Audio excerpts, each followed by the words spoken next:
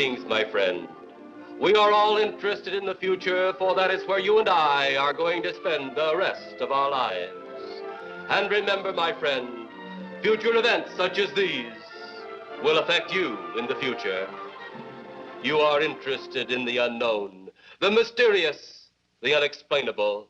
That is why you are here.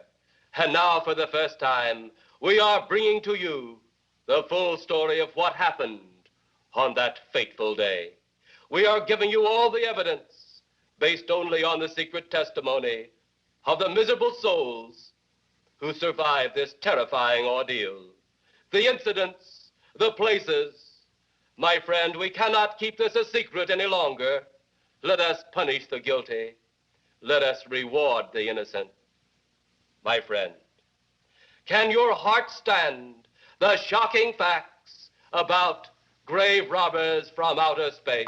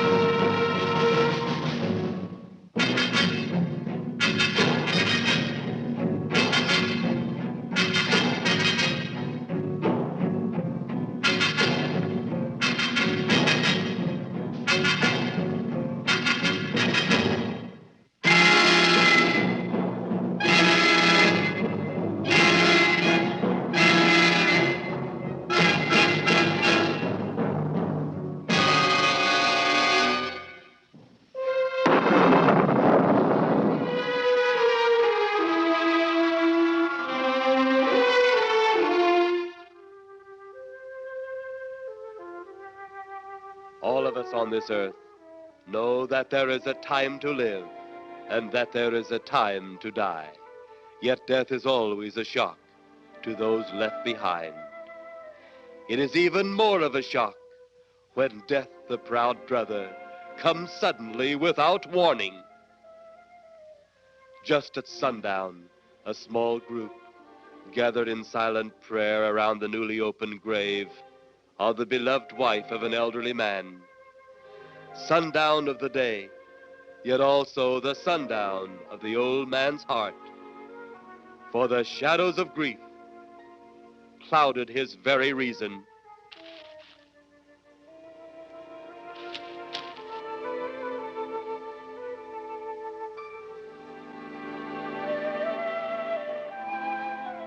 The funeral over, the saddened group left the graveside.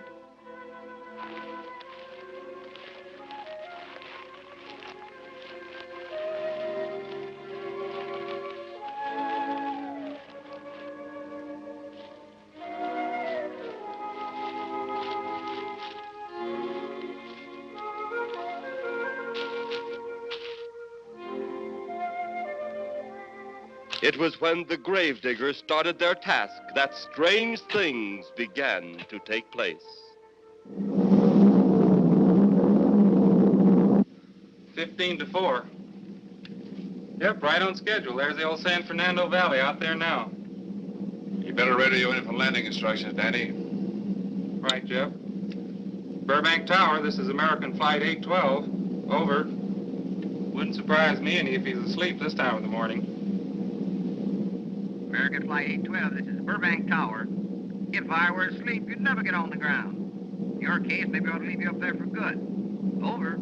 You got me that time, Mac. This is American Flight 812 requesting...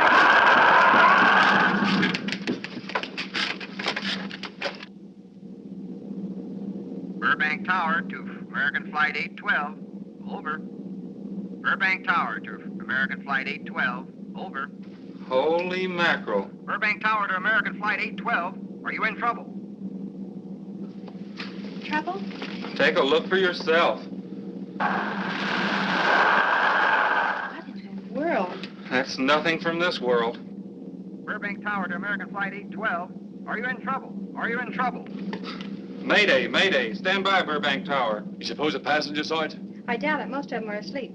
But it was quite a jolt, Jeff. I'll check. Good. We'll get it ready for landing. And keep it quiet until we get instructions. Right. Okay, Danny. American Flight 812, reporting to Burbank Tower. Over.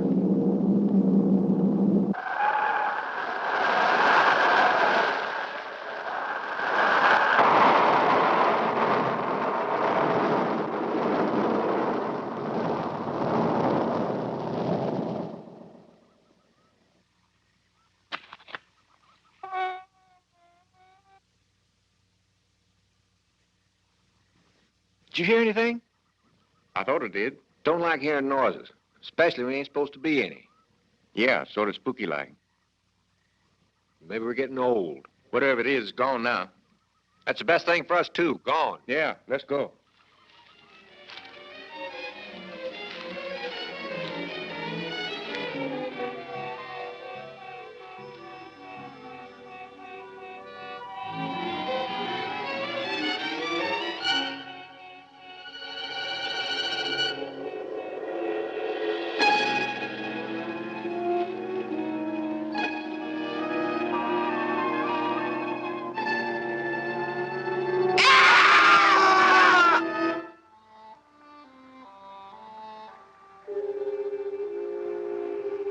The grief of his wife's death became greater and greater agony.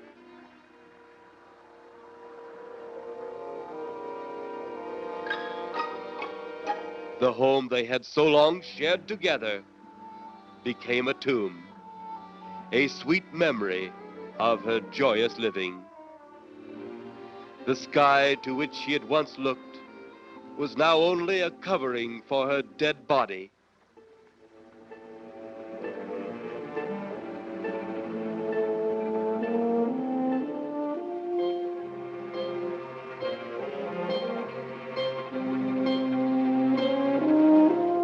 The ever-beautiful flowers she had planted with her own hands became nothing more than the lost roses of her cheeks.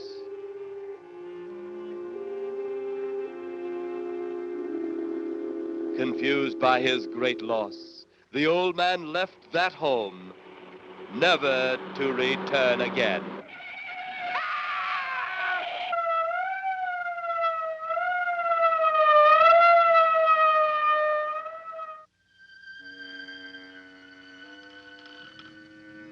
At the funeral of the old man, unknown to his mourners, his dead wife was watching. First his wife, then he. Tragic. Tell me something. Why was his wife buried in the ground and he sealed in a crypt? Something to do with family tradition, a superstition of some sort. Oh. Well, it's getting dark. Let's be on our way.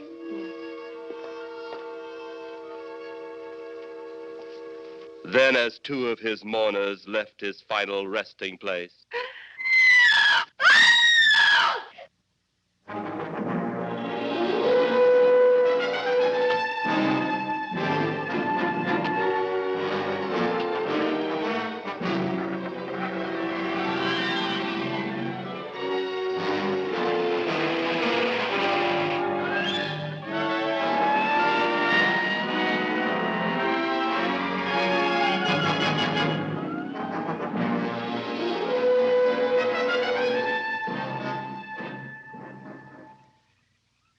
minutes later, the police, led by Inspector Daniel Clay, arrived at the scene.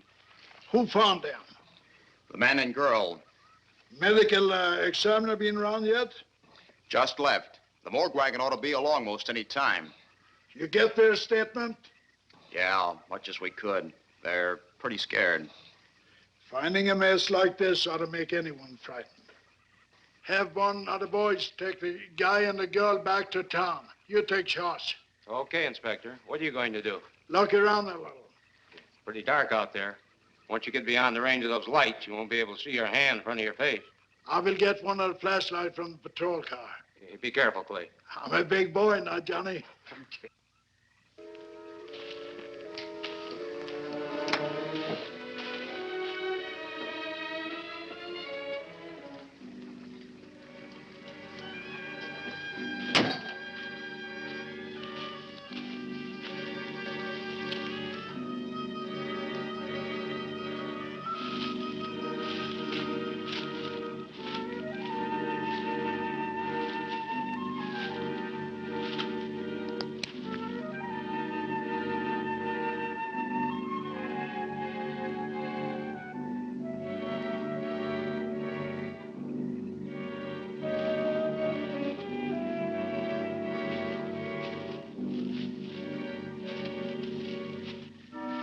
Well,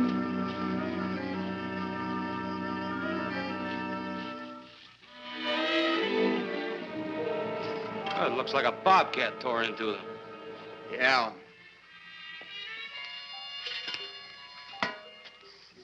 Say, Lieutenant, did you get that funny odor? How could I miss it? Oh, that'll be the morgue wagon now. That's the 5th siren in the last hour. Something's happened down at the cemetery. A lot of police cars and lights. I stopped, but I didn't see anything. Oh, well, whatever it is, the morning paper will carry the whole story.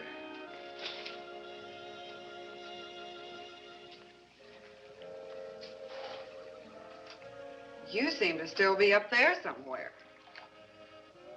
Maybe I am. I don't think I've ever seen you in this mood before. I guess it's because I've never been in this mood before.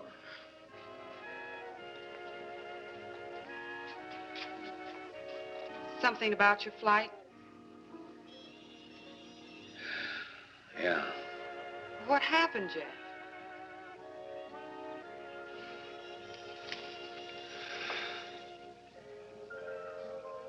I saw a flying saucer. Saucer? You mean the kind from up there? Yeah, its counterpart. It was shaped like a huge cigar. Dan and Edith saw it, too. And when it passed over, the whole compartment lighted up with a blinding glare. Then there was a tremendous wind that practically knocked us off our course. Well, did you report it? Yeah, I radioed in immediately, and they said, we'll keep it quiet until you land. And as soon as we landed, big army brass grabbed us and made us swear to secrecy about the whole thing. Oh, it burns me up. These things have been seen for years. They hear, it's a fact. And the public ought to know about it. There must be something more you can do about it. Only there isn't. Oh, but what's the use of making a fuss? But last night I saw a flying object that couldn't have possibly been from this planet. But I can't say a word. I'm muzzled by army brass. I can't even admit I saw the thing.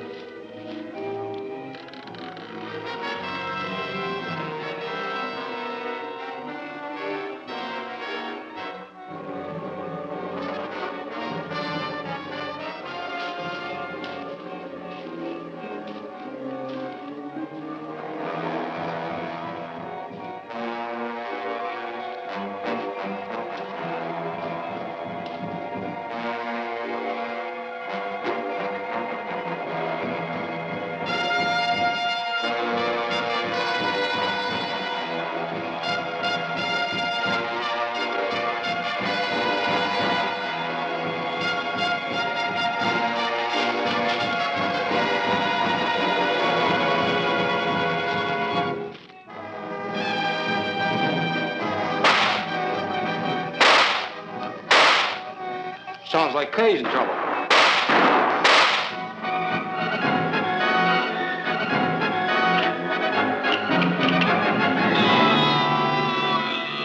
If that apparition we saw had something to do with it, come on.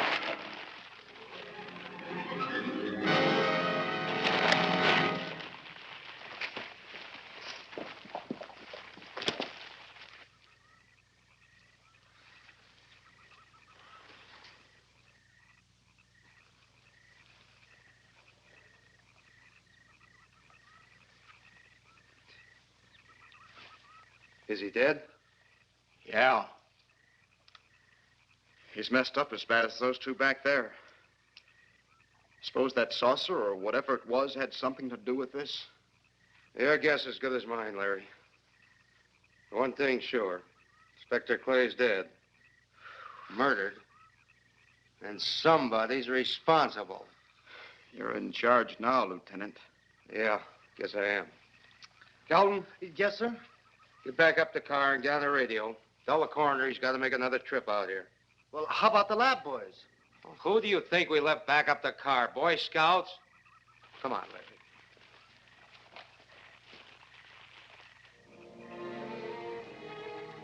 Greater love hath no man than to lay down his life for another.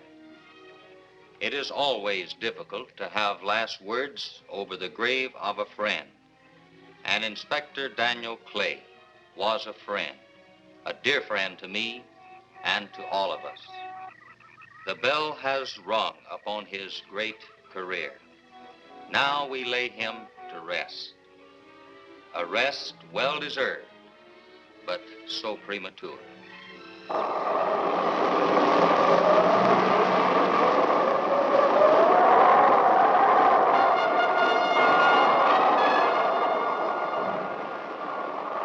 People turning south from the freeway were startled when they saw 3 flying saucers high over Hollywood Boulevard.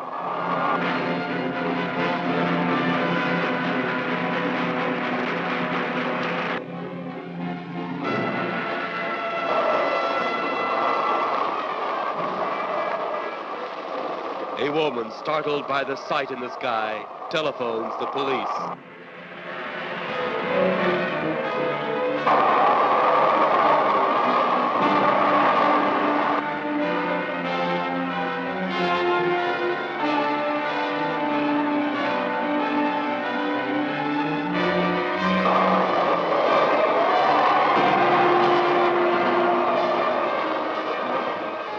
There comes a time in each man's life when he can't even believe his own eyes. Saucers seen over Hollywood. Flying saucers seen over Washington, D.C.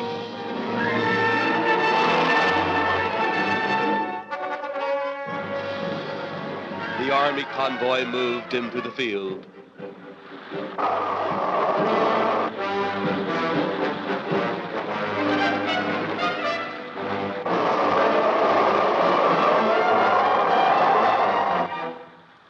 Rockets were quickly set up. Colonel Tom Edwards, in charge of saucer field activities, was to make the greatest decision of his career. He made that decision. Colonel Edwards gave the signal to fire.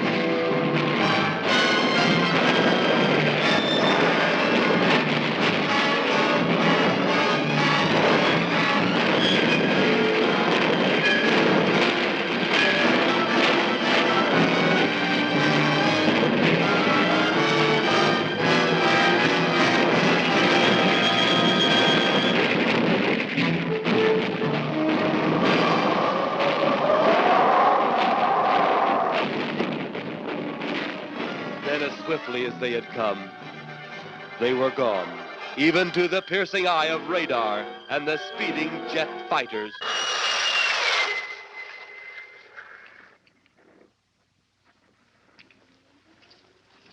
Quite a sight, wasn't it, sir? A sight I'd rather not be seeing. Are you worried about them, sir? Well, they must have a reason for their visits. Visits?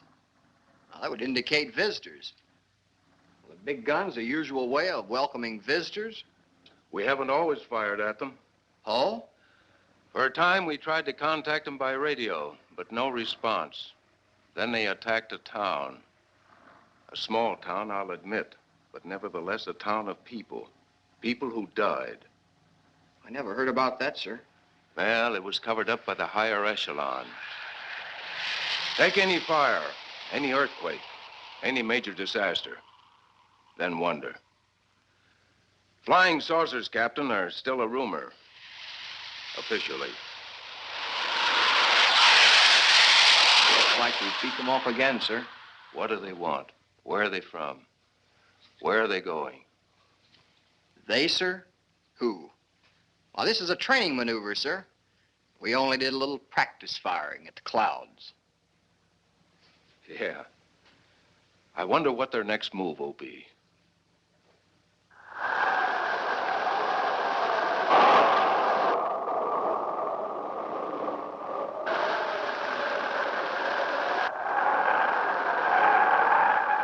What will their next move be?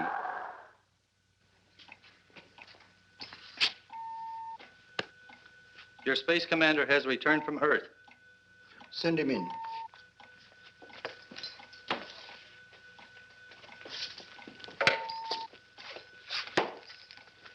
You have your report? We had to pull in here to Space Station 7 for regeneration. We're returning to the planet Earth immediately thereafter. What progress has been made? We contacted government officials. They refuse our existence. What plan will you follow now? Plan 9. It's been absolutely impossible to work through these Earth creatures.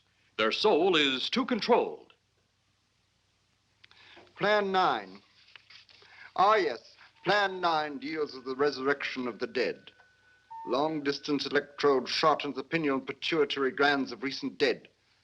Have you attempted any of this plan as yet? Yes, Excellency. How successful has it been? We have risen too so far. We shall be just as successful on more. The living, they have no suspicion of your movements? We had to dispose of one policeman.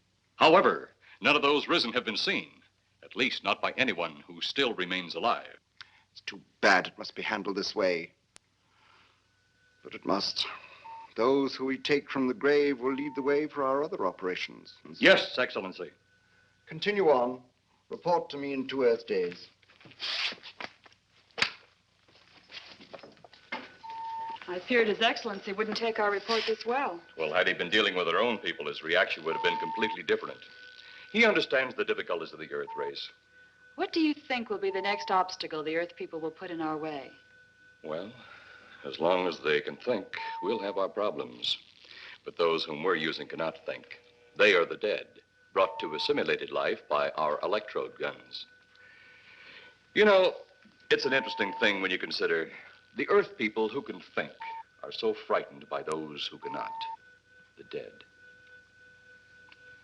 Well, our ship should be regenerated. We better get started.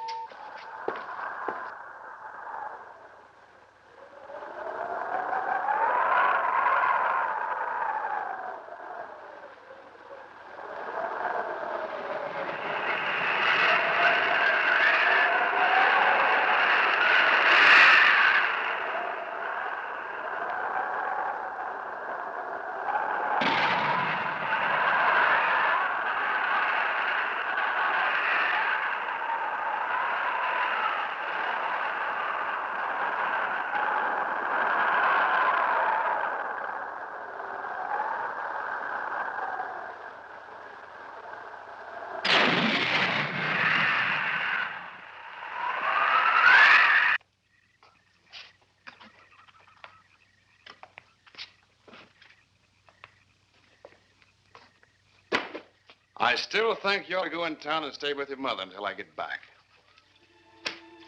This is our home, and nothing's going to take me from it. Besides, most men try and keep their wives from going home to Mama. That's not the point. That's all the point there's going to be. Now, toddle off and fly your flying machine, darling. But if you see any more flying saucers, will you tell them to pick another house to buzz? Be careful. Don't worry about me. Oh, you're the only thing I do worry about. Oh, forget about the flying saucers. They're up there. But there's something in that cemetery. And that's too close for comfort. The saucers are up there, and the cemetery's out there. But I'll be locked up in there. Now, off to your wild blue yonders. You promise you'll lock the doors immediately? I promise. Besides, I'll be in bed before half an hour is gone, with your pillow beside me. My pillow? Well, I have to have something to keep me company while you're away. Sometimes in the night when it does get a little lonely, I reach over and touch it. Then it doesn't seem so lonely anymore. A crazy kid.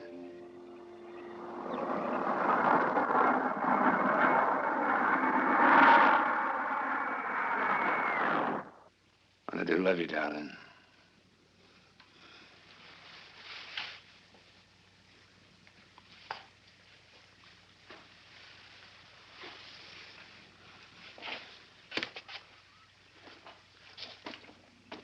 See you Thursday. Goodbye, honey.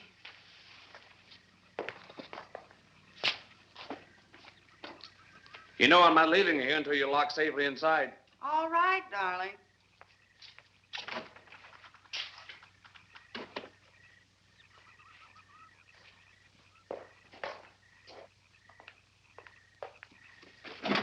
If you're especially nice, I may even lock the side door. And be sure you keep the yard lights on.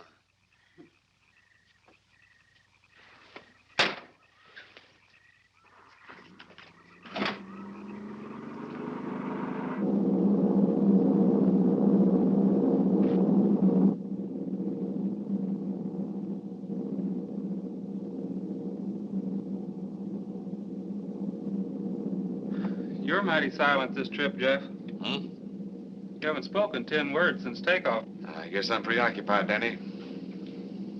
We've got 33 passengers back there that have time to be preoccupied. Flying this flybird doesn't give you that opportunity. I guess you're right, Danny. Paula?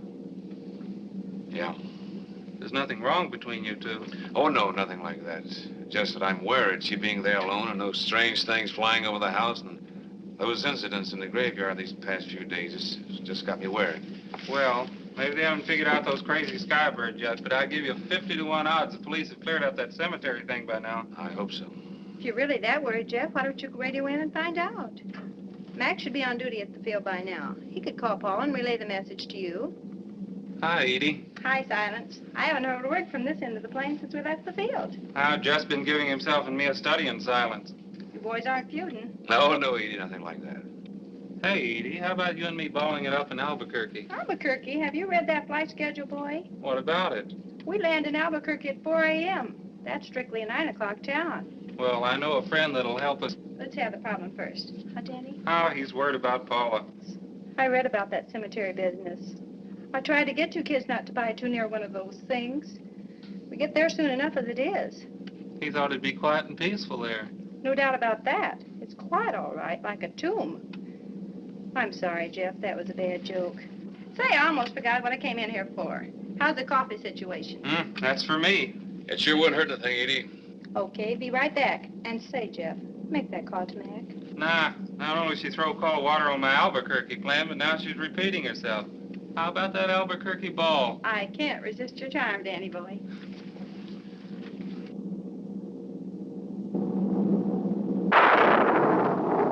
Residents near the cemetery paid little attention to the blast of thunder and the flash of lightning. But from the blast arose the moving figure of the dead old man.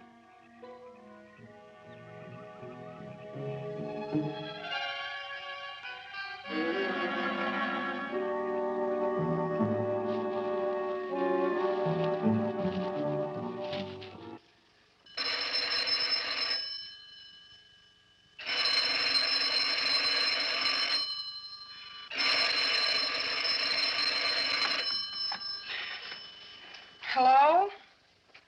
Who? Mac? Well, hi, Mac. Sure, I'm all right. I just fell asleep. Tell Jeff I'm all right. Okay, Mac. Thanks for calling. Good night.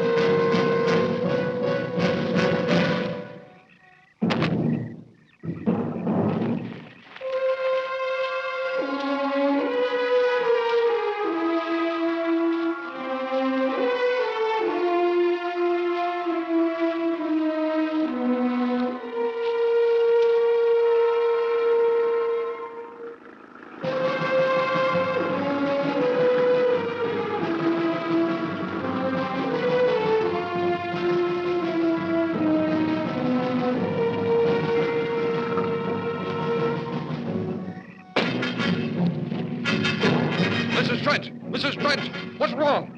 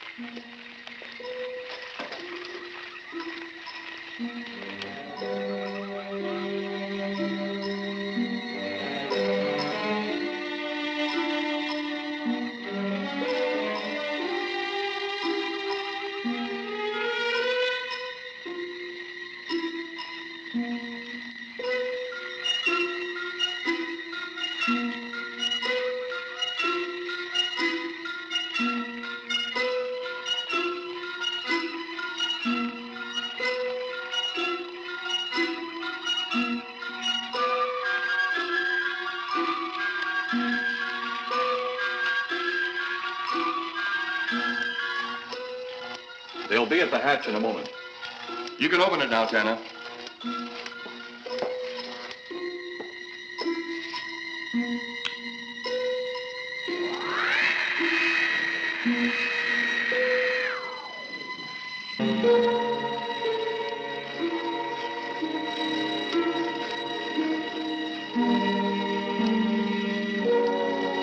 Turn off the electrodes quickly. They can't tell us from anyone else.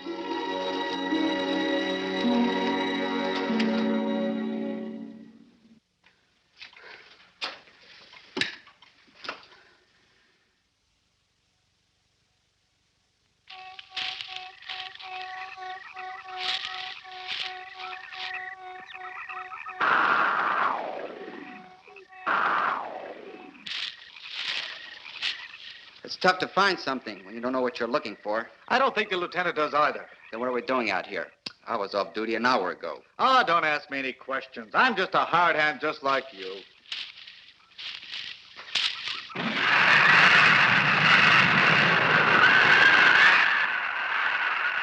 What do you suppose that noise was?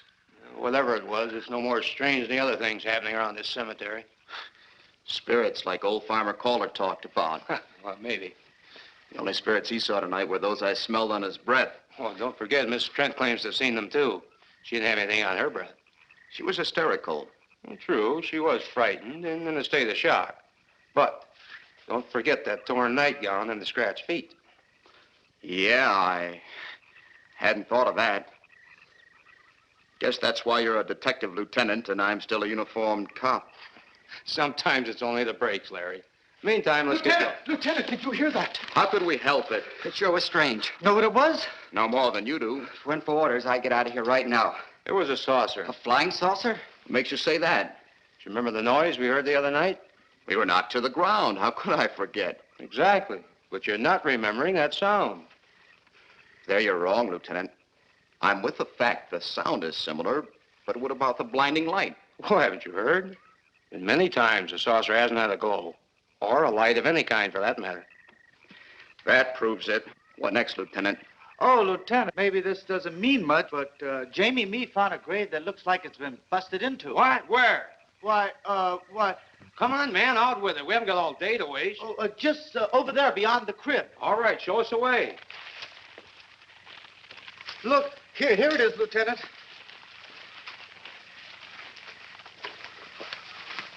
It's been broken into, all right. Strange. If someone had broken in, the dirt should be piled up here somewhere. It looks like it's fallen into the grave. Larry, you'll be out of that uniform before you know it.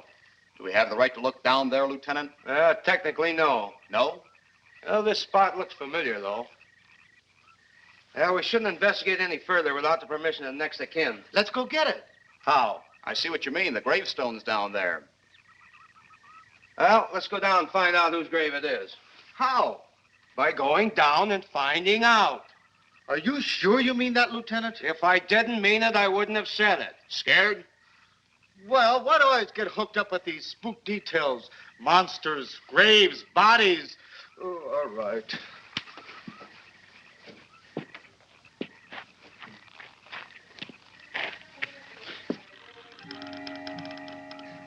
Casket's here, but nobody's in it.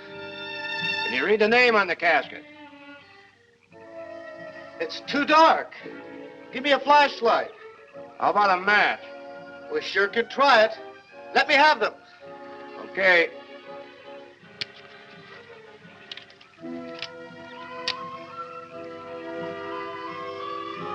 It's Inspector Clay's grave, but he ain't in it.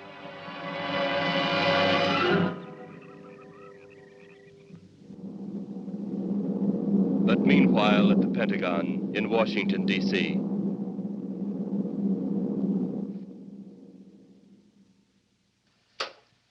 Right, G2. Come in. Yes, of course. I'll keep in touch. Come in, Colonel Edwards. Close the door. At ease, Colonel. Thank you, sir. Sit down.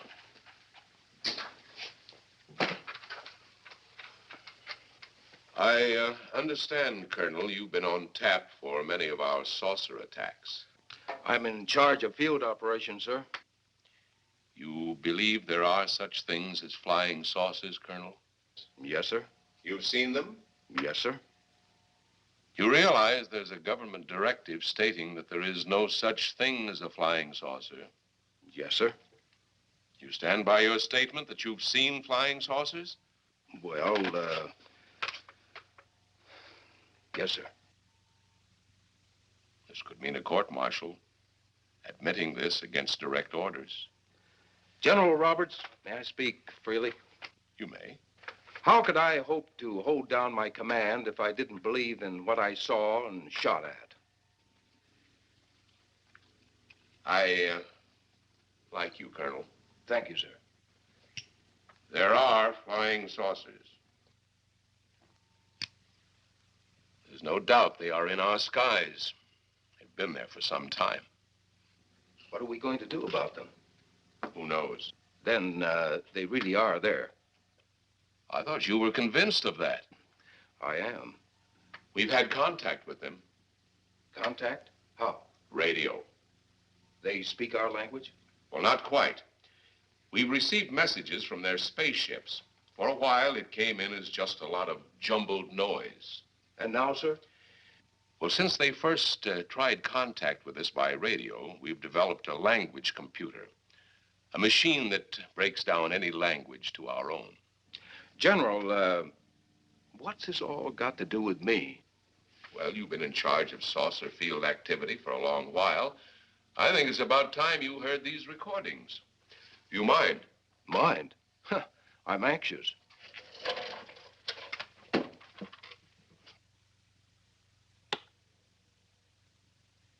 This is Eros, a space soldier from a planet of your galaxy. I fully realize our language differences. However, I also know you finally have perfected the dictorobotery, or as you on Earth call it, the language computer. So you can now understand that which I speak. Since the beginning of your time, we have been far beyond your planet. It has taken you centuries to even grasp what we developed eons of your years ago. Do you still believe it impossible we exist? You didn't actually think you were the only inhabited planet in the universe. How can any race be so stupid? Permit me to set your mind at ease. We do not want to conquer your planet. only save it. We could have destroyed it long ago if that had been our aim. Our principal purpose is friendly. I admit we have had to take certain means which you might refer to as criminal. But that is because of your big guns, which have destroyed some of our representatives. If you persist in denying us our landings, then we must only accept that you do not want us on friendly terms. We then have no alternative but to destroy you before you destroy us. With your ancient juvenile minds, you have developed explosives too fast for your minds to conceive what you are doing. You are on the verge of destroying the entire universe. We are a part of that universe. This is our last...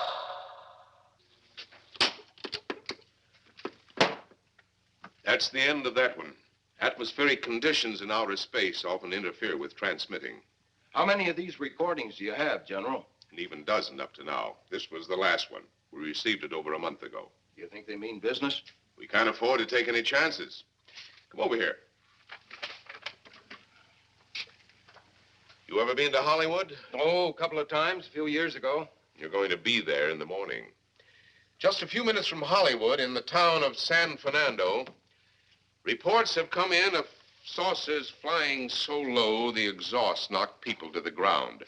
There have even been stated claims of saucer landings. Major Carlson will replace you while you're out there. You're the best man for the job of attempting to contact them. Find them, Colonel. See what in hell it is they want. All right, sir.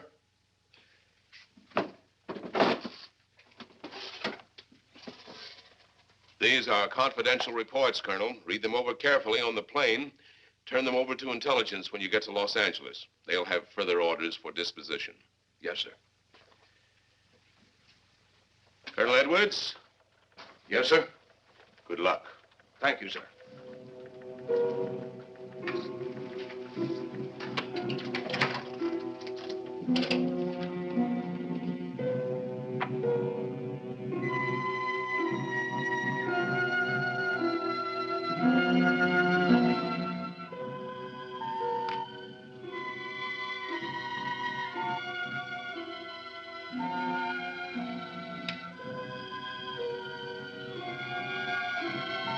We are ready to report, Excellency. You are many days late. It was unavoidable. We tried to transmit via televisor, but atmospheric conditions made transmission impossible. You should have transmitted as soon as conditions permitted. I thought time was of the essence. Suspicion has fallen upon our movements. Our ships have been viewed near the point of operations. And what has this added time gained, Eros? We have successfully risen 3 of the dead ones. Permit me to see one. Bring in the big one. Use your small electrode gun.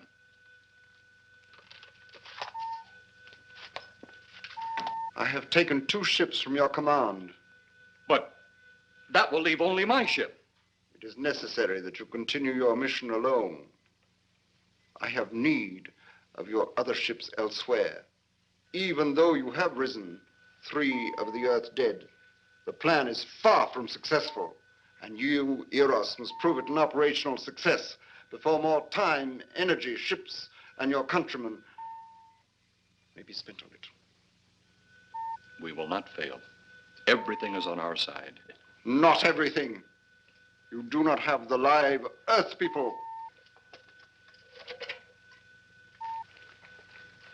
You reported that your ship was viewed at the scene of your present operations. That is correct. They have been viewed many times, but not at the scene of operations. Something must be done about that.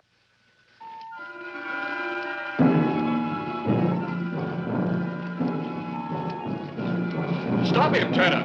He's close enough. Turn off your electrode gun. No! No! Stop him, Tanner! I can't get it. It's jammed. Grab him, you fool! Drop the gun to the floor, Tanner. The metal will break contact.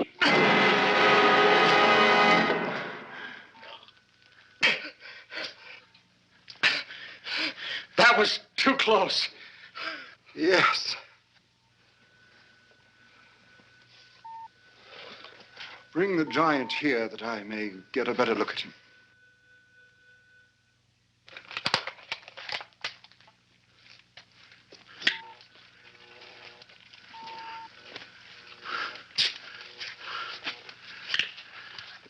Yes, she's a fine specimen. Are they all this powerful on planet Earth? This one is an exception, Excellency. What are the other two like? One is a woman, the other an old man. An old man, you say? Yes, Excellency. This gives me a plan. Put the big one away. Pick up your electrode gun. Make sure it's in working order before pointing it at him. Whatever made a jam seems to have been cleared by the fall. Take him back to the ship.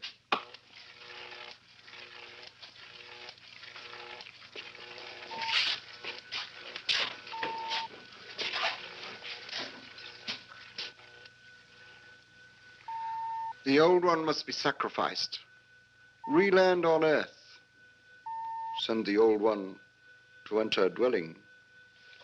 Then cut the electrokinetic and turn on your ship's decomposure ray. The result will astound those watching. Astound them enough to delay their intention until you have gained your other recruits from the cemetery. Yes, Excellency. It'll be done. Report to me when this has been accomplished.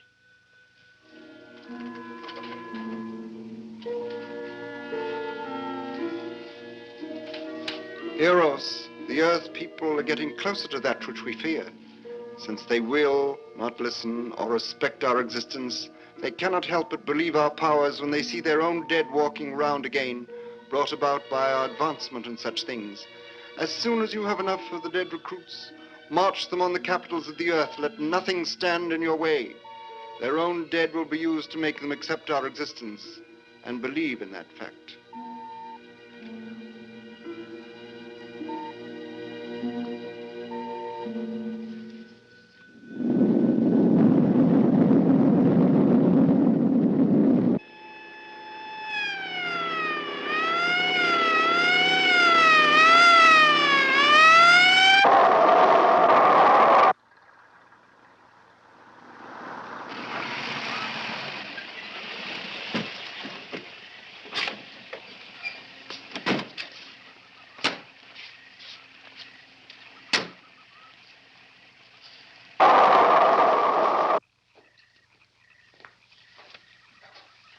Mr. Miss Trent.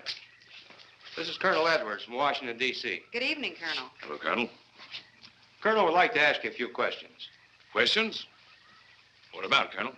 May I sit down? Oh, I'm sorry. Please do. I want to ask you about your strange experience the other night when you saw the flying saucer. After that, the police brought me home. I hope I never see such a sight again. Well, after your description, I don't think I'd want to see it either. One thing more. After you were forced to the ground by that blast of wind, was it a hot or cold blast? It's kind of hard to explain. It wasn't hot, wasn't cold. It was just a terrific force. We couldn't get off the ground. The light blinded me so badly, I couldn't see a thing. We could only feel the pressure of the wind until it was gone. When the glare left us, we could see a glowing ball disappearing off in the distance. Which way? Toward the cemetery.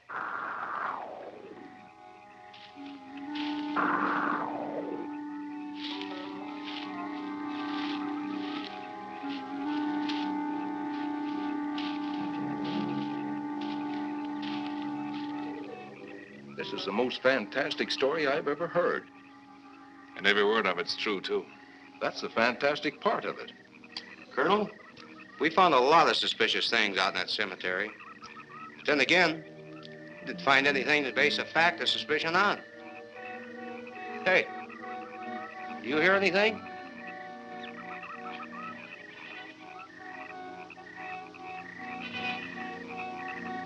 You see anything out there, Kelton? Too dark, Lieutenant. But something started stinking awful bad.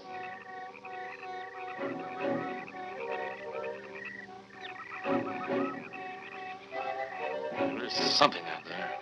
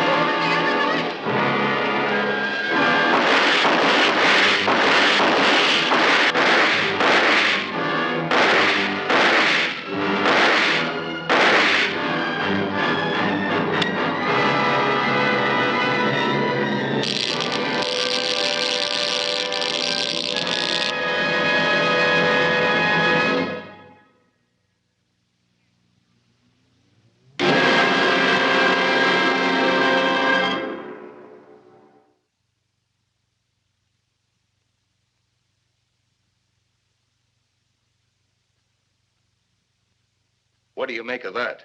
She cut me. Didn't look that way a minute ago. What about your man? Oh, the excitement, I forgot all about Kelton.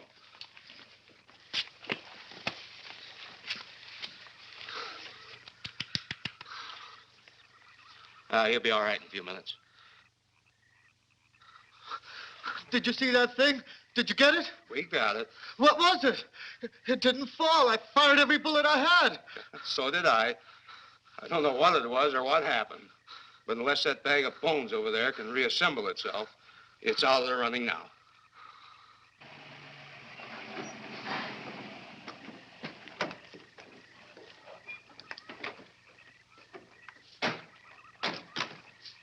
Colonel, I've been out here so often, you think I've taken a lease on this place. Not a long lease, I hope. I see what you mean. But you know, I can't help but feel the answer's out here somewhere. Is the girl safe? Mrs. Trent, you better stay with the car. Stay here alone?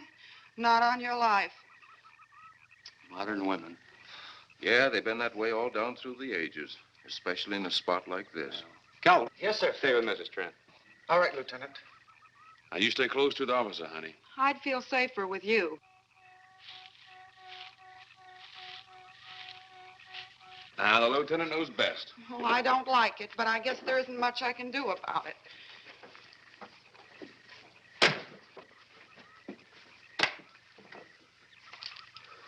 You have a gun? No. You know how to use one? After 4 years in the Marine Corps? Here. You think we'll need these? You never tell. Let's get going.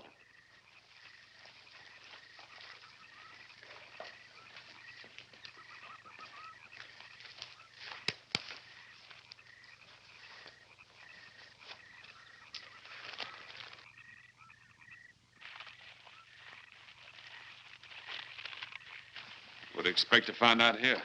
Well, there's only one answer to that, Mr. Trent. We'll know when we find it. Inspector Clay's grave's right over here. Is that the one you told me was broken into? Yes.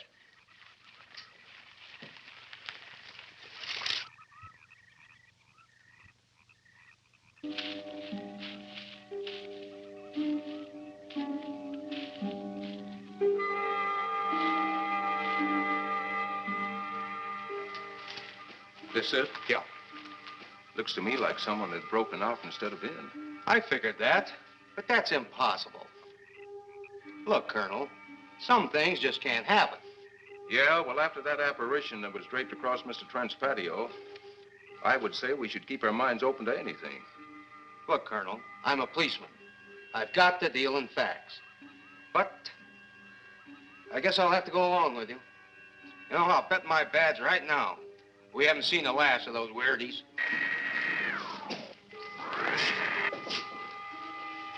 They'll discover our ship soon. You're going to let them find us? It's the only way. These are the same men who have been so close so often. They must be halted before they can inform others about us. But there were others in the car. They'll be taken too. Send the big one for the girl and the policeman. I'll turn on the dictylrobotary so we may converse with them.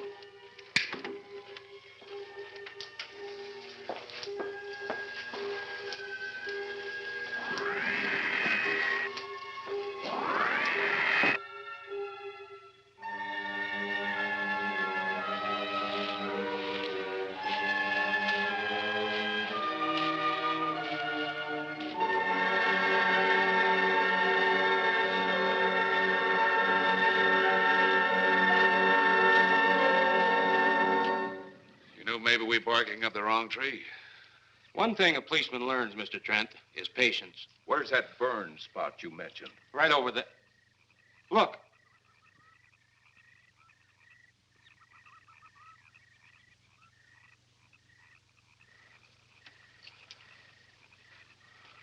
We'll investigate, but move carefully.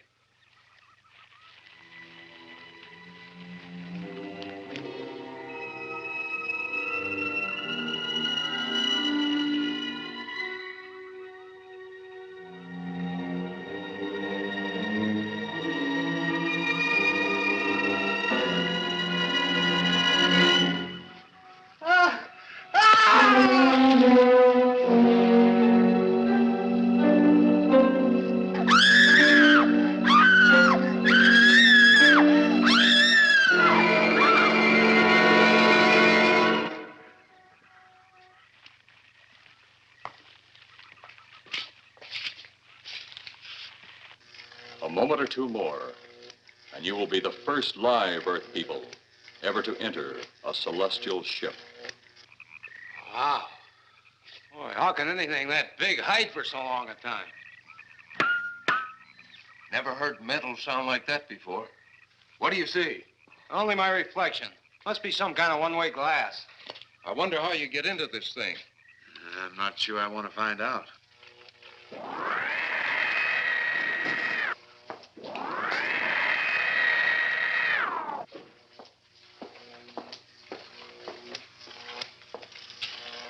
They're just outside.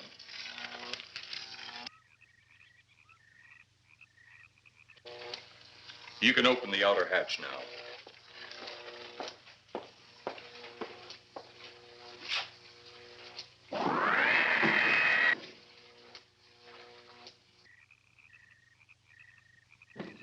Look out! You going in that thing? That's what we're here for. I don't know. The way these things speed around, we might just get in there and off it goes. That's a chance we take. Well, I took a chance on those earlier airplanes. Might just as well see what the inside of one of these looks like. Got your guns ready? I'll tell you one thing. If a little green man pops out of me, I'm shooting first and asking questions later.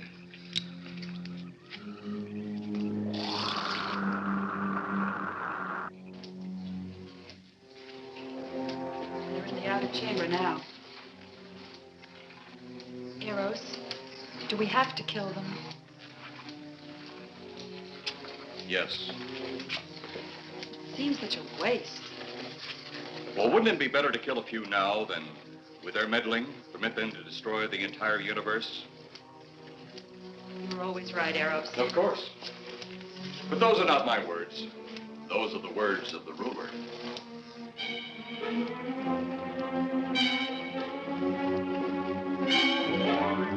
You two stay right where you're at.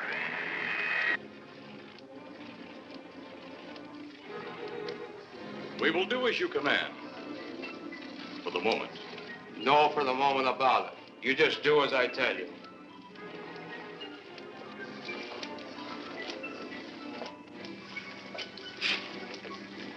You do not need guns. Maybe we think we do. They would be of no use to you now. They've been mighty useful before on flesh and blood. And you two look like you've got a lot of both. True, they would be effective upon us. If you were to have the opportunity to use them. Mister, if you don't get away from that control board, I'll show you just how effective they can be. Shall we talk now or wait? Your friends will be here shortly. What friends? Those you left at the vehicle. If you've done anything to Paula... Take it easy, Mr. Trent. Oh, I assure you no harm has come to her.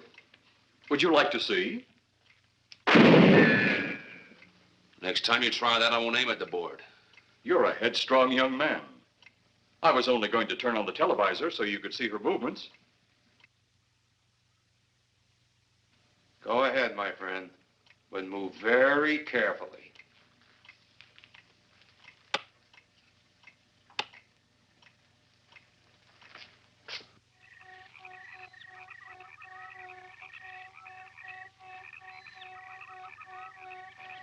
She's only fainted.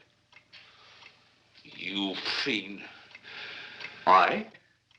A fiend? I am a soldier of our planet. I? A fiend? We did not come here as enemies. We came only with friendly intentions, to talk, to ask your aid. Our aid? Yes, your aid for the whole universe. But your governments of Earth refused even to accept our existence. Even though you've seen us, heard our messages, you still refuse to accept us. Why is it so important that you want to contact the governments of our Earth? Because of death. Because all you of Earth are idiots. Now, you just hold on, Buster. No, you hold on. First was your firecracker, a harmless explosive. Then your hand grenade. They began to kill your own people a few at a time. Then the bomb. Then a larger bomb. Many people are killed at one time. Then your scientists stumbled upon the atom bomb.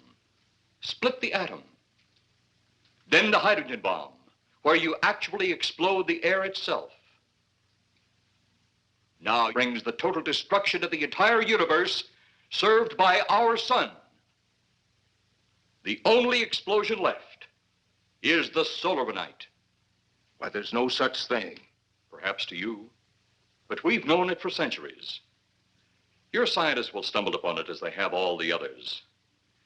But the juvenile minds which you possess will not comprehend its strength until it's too late. You're way above our heads.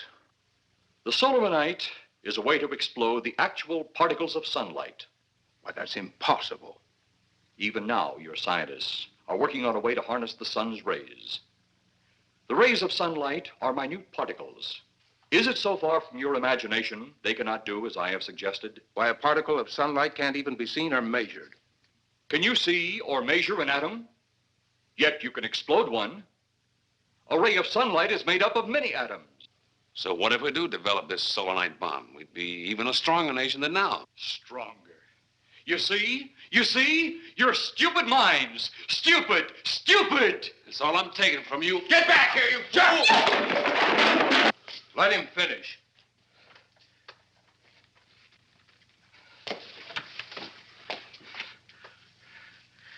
It's because of men like you that all must be destroyed. Headstrong, violent, no use of the mind God gave you. You talk of God? You also think it impossible that we, too, might think of God? You, who wear the uniform of your country. You see, I wear the uniform of my country. Yes, we've had to use drastic means to get to you, but you left us no alternative. When you have the solar night, you have nothing. Nor does the universe. You speak of solar night, but just what is it? Take a can of your gasoline. Say, this can of gasoline is the sun. Now, you spread a thin line of it to a ball, representing the earth. Now, the gasoline represents the sunlight, the sun particles. Here we saturate the ball with the gasoline, the sunlight. Then we put a flame to the ball. The flame will speedily travel around the earth, back along the line of gasoline to the can, or the sun itself.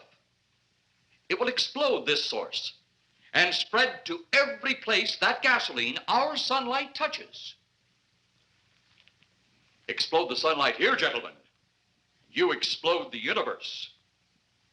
Explode the sunlight here, and a chain reaction will occur direct to the sun itself and to all the planets that sunlight touches, to every planet in the universe. This is why you must be stopped. This is why any means must be used to stop you. In a friendly manner, or as it seems, you want it. He's mad. Mad? Is it mad that you destroy other people to save yourselves? You have done this. Is it mad that one country must destroy another to save themselves? You have also done this. How then is it mad that one planet must destroy another who threatens the very existence? That's enough!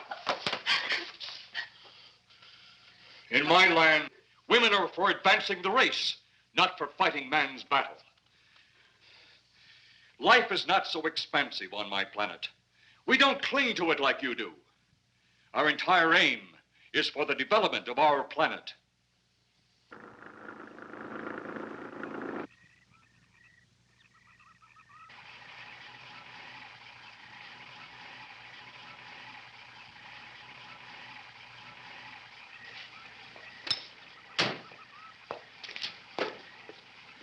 What happened to you? How come you're all alone? I asked for lots of help. You sounded drunk or something on the radio. If I didn't see it with my own eyes, I'd never believe it. Believe what? It was horrible. And he almost broke my shoulder. Look, what are you trying to say? If you don't make sense, we'll never get to the bottom of this. Now, who slugged you? Inspector Clay. What? It was Clay, all right. Only not like we remembered him. Well, his way was busted into, wasn't it? Next, you'll tell me you saw skeletons. We did, earlier. Now I know you're off your rocker. All of us saw it. The lieutenant, the colonel, everybody. Where's the lieutenant now? We've got to find him. Mrs. Trent is gone. I was left here to guard her. But Clay showed up and put me out of the running. And the second time tonight, and I'm getting darn tired of it. Which way were they going? Off that way. Come on.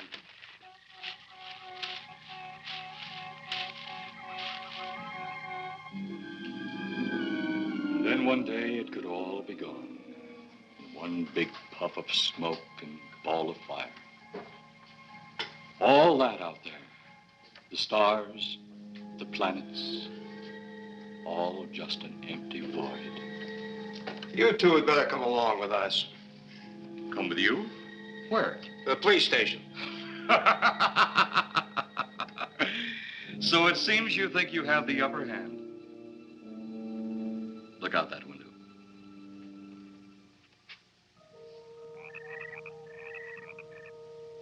Jeff.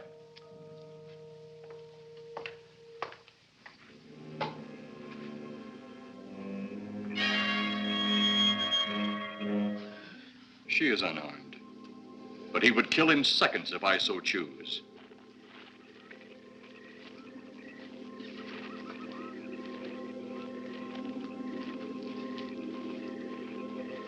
Holy cow!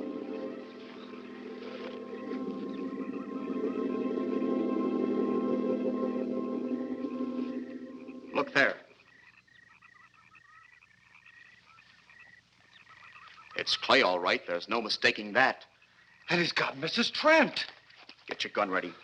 From all I've seen tonight, guns won't do any good. Clay is dead, and we buried him. How are we going to kill somebody that's already dead? Dead! And yet there he stands. That other one earlier, I emptied a full clip into. I'm seeing it. That's the only reason I'm listening to you. Look, I've got an idea. Hurt him or not, we've got to try something. I'm going to sneak up behind him and whop him over the head. That ought to make a move. Follow me. Even when Clay was alive, he couldn't run fast enough to catch me. So when he does, you grab Mrs. Trent and run like lightning in the opposite direction. Oh, you think it'll work? Know of anything else to try?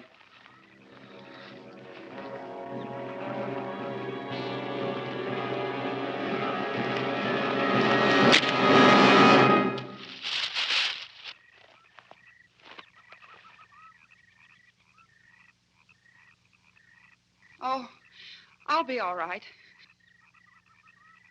Take care of the others. Your men have felled the big one.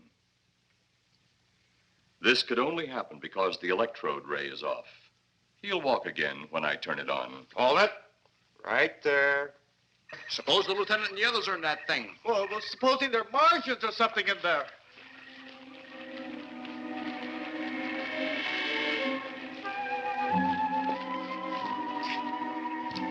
Come on, let's go. Open up in there. Open up. Get that door open. Colonel, I wouldn't know one switch from another.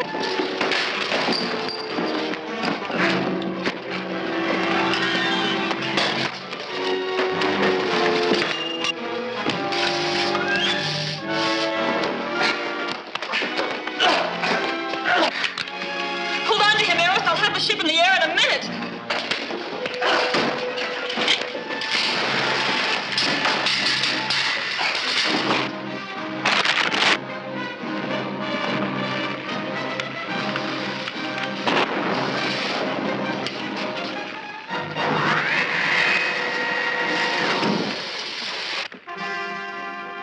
Get out of here, Jeff. The ship's on fire.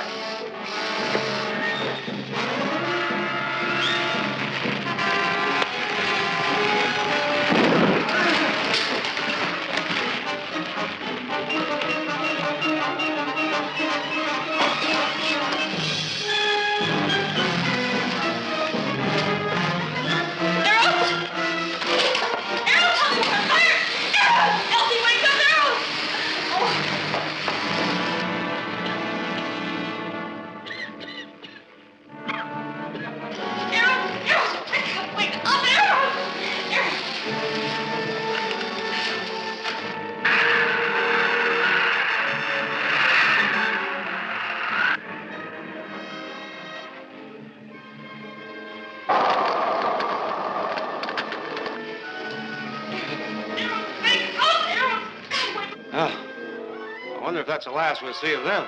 Perhaps. But sooner or later, there'll be others. Look!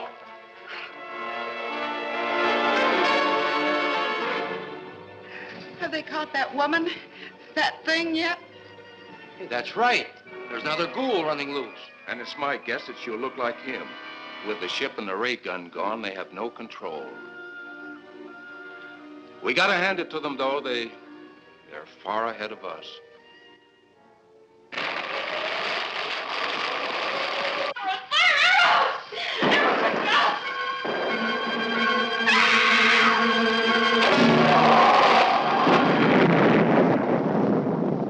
My friend, you have seen this incident based on sworn testimony. Can you prove that it didn't happen? Perhaps on your way home, someone will pass you in the dark, and you will never know it, for they will be from outer space. Many scientists believe that another world is watching us this moment. We once laughed at the horseless carriage, the airplane, the telephone, the electric light, vitamins, radio, and even television. And now some of us laugh at outer space.